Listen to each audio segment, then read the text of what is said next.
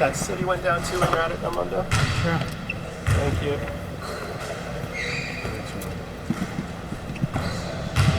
There we go. All right.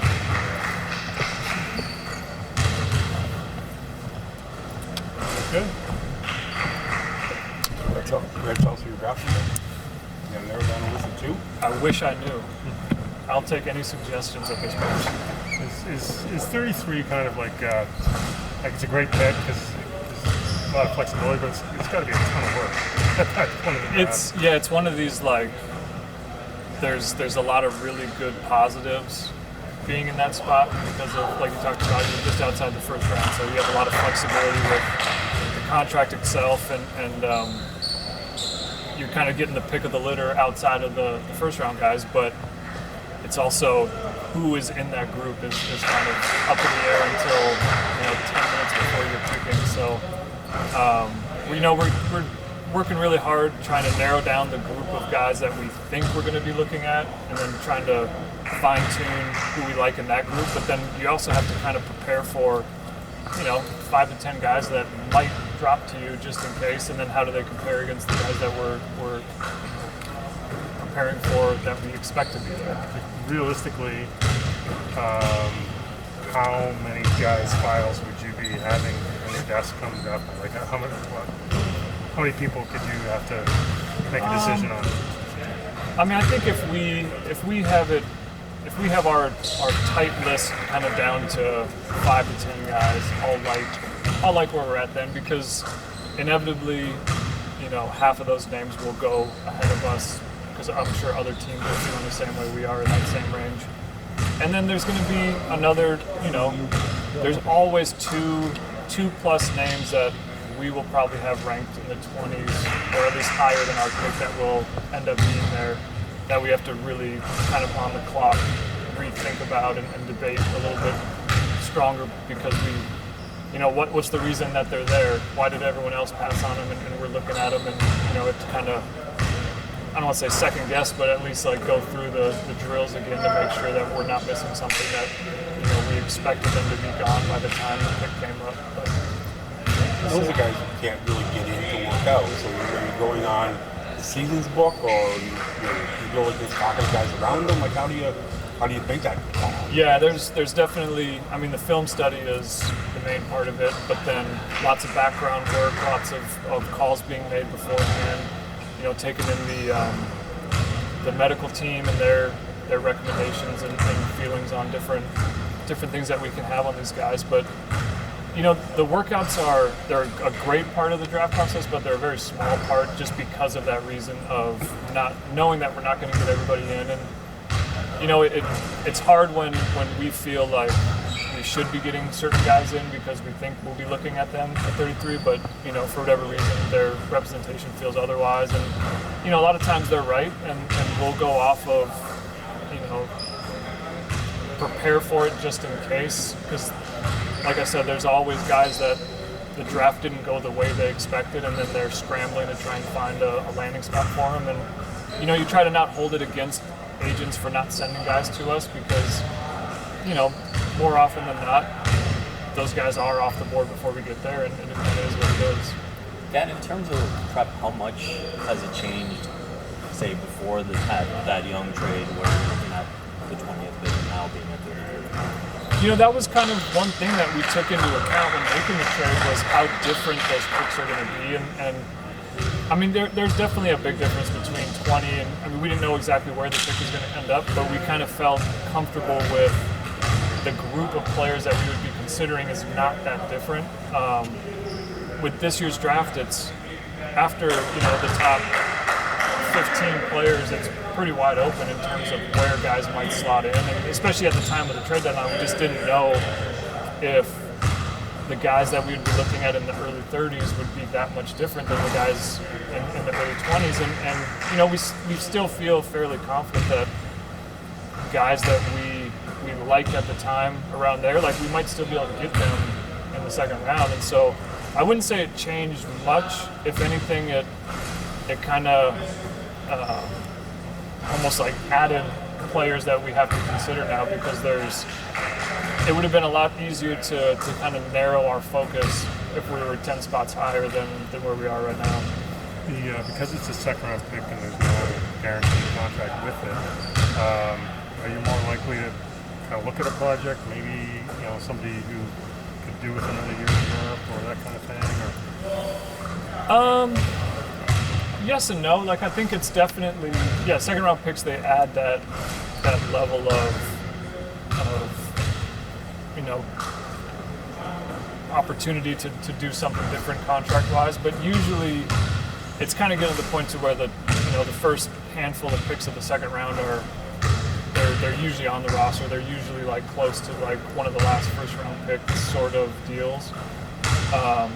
But of course we'll see who's on the board when the pick comes. But yeah, we're kind of very open to if there's a high level player that we think we can get away with keeping him overseas for a year or something, like that's absolutely in the mix. But we're also kind of going into this year expecting that or planning for whoever we take at this pick will probably be on our roster, and in what capacity we don't know yet, but we're kind of planning as if that's the case. There were a couple guys who are probably going to go high lottery or whatever. It sounds like you've spoken to. They said that at whatever the post combine. What value does that have for you guys to chat with guys who seem to be high up, well outside your range? Yeah, I think every year we kind of approach the combine as do our best to get to know as many high level guys as we can, because like we talked about, they're not going to send them to us here in Toronto, and so our best bet is to use that opportunity at the combine to just get to know them personally, and you never know what comes up on draft night in terms of moving up, to where if you have the opportunity to have at least sat down with them and get to know them a little bit, you have something to go off in addition to all the film work that we've done and the background checks that we've done, to have a little bit of a portfolio on guys to be able to like really debate more comfortably than just taking roll of dice and see who's there. And so it's a little bit for draft night prep, but also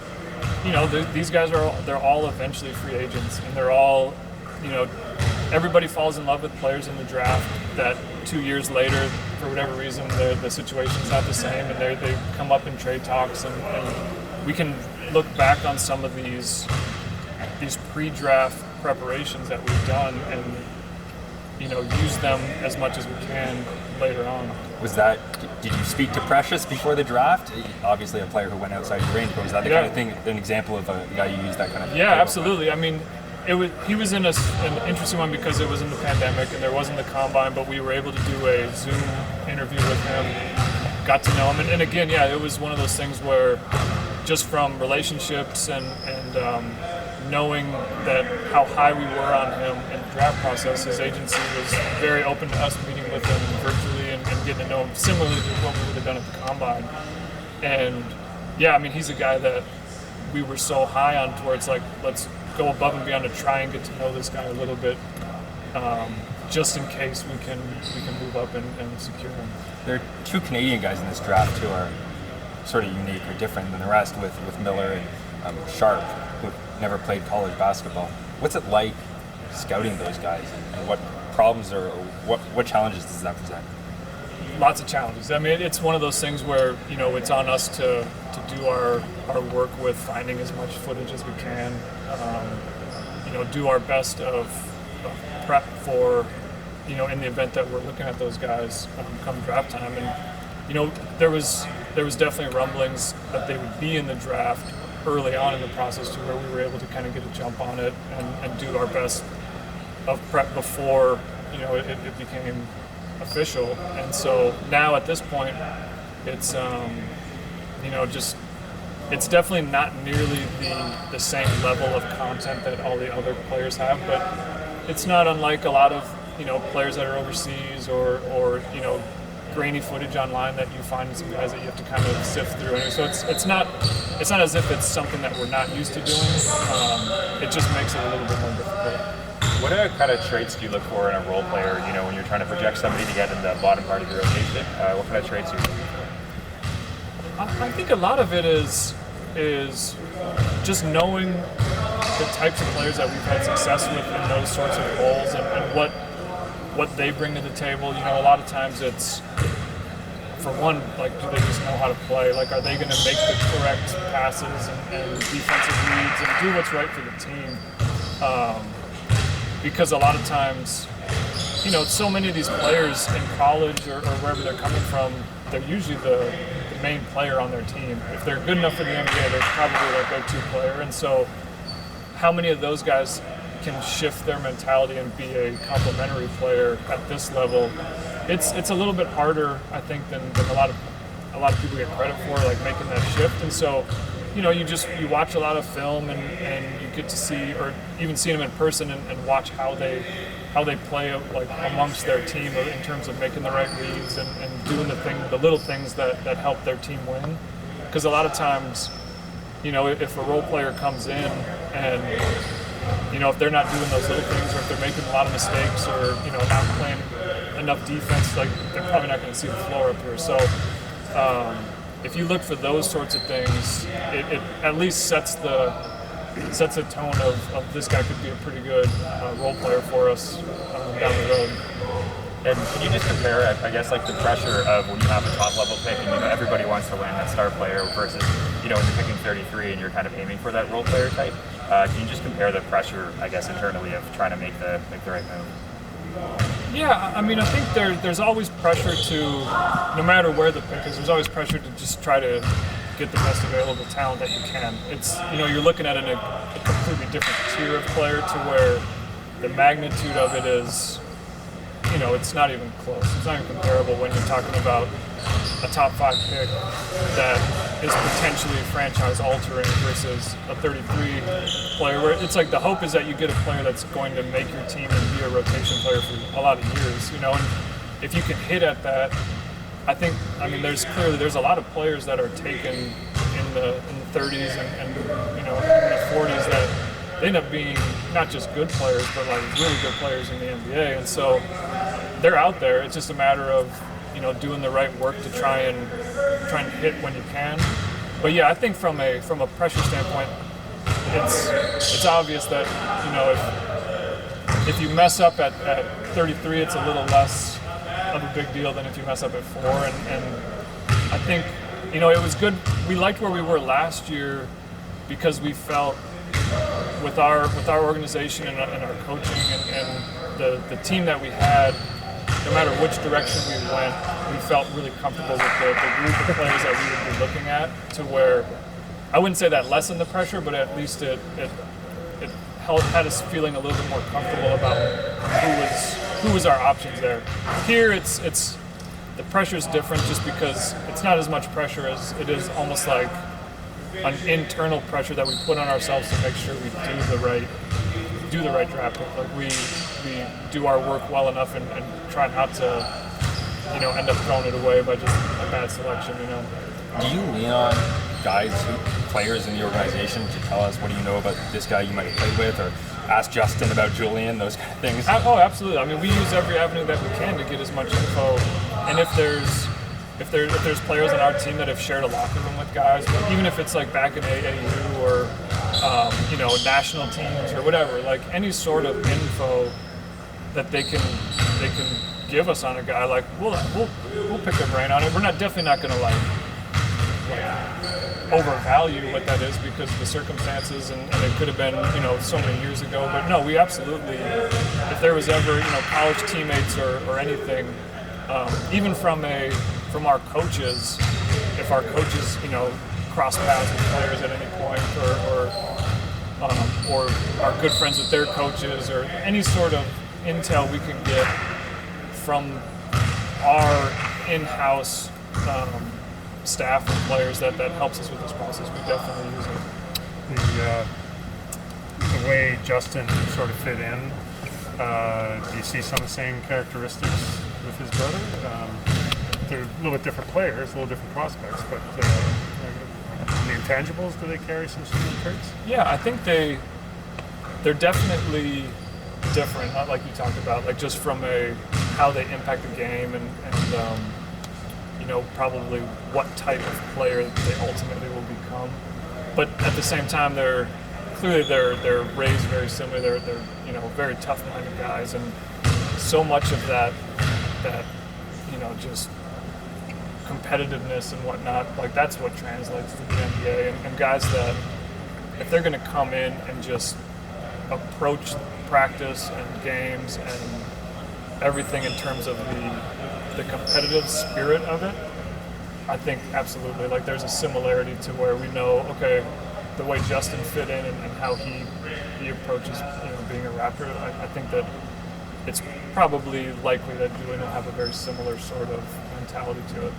Dan, how beneficial has it been to get back to sort of normal pre-draft prep compared to the challenges of the last couple of years? Oh man, this is being back here with you guys is it's a good time. You know, it's you know, honestly, like it has been such a challenge the last couple of years.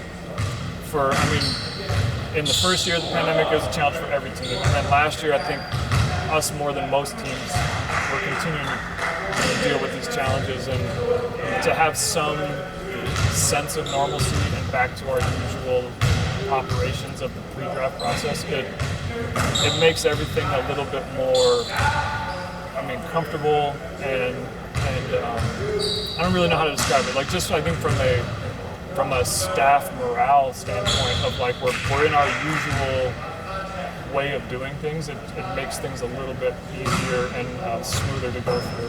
Has graduation status come up as a criteria for players you might draft, and people's position on that?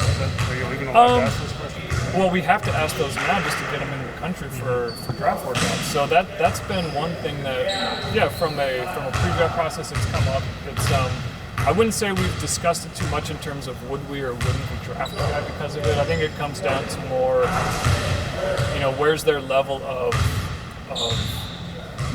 feeling towards it.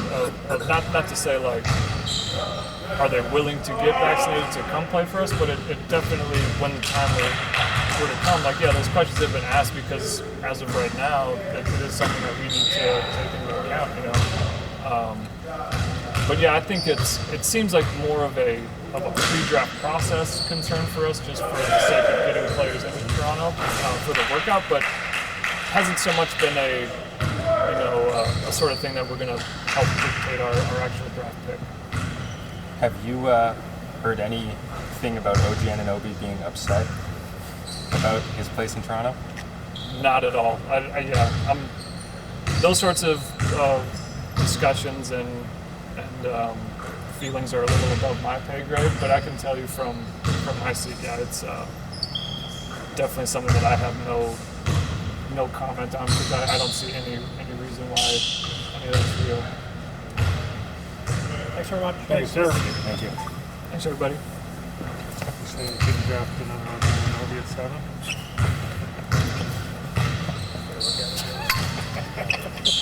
Yeah, that'd be tough, man. The way he's trending, that'd be really tough, you know.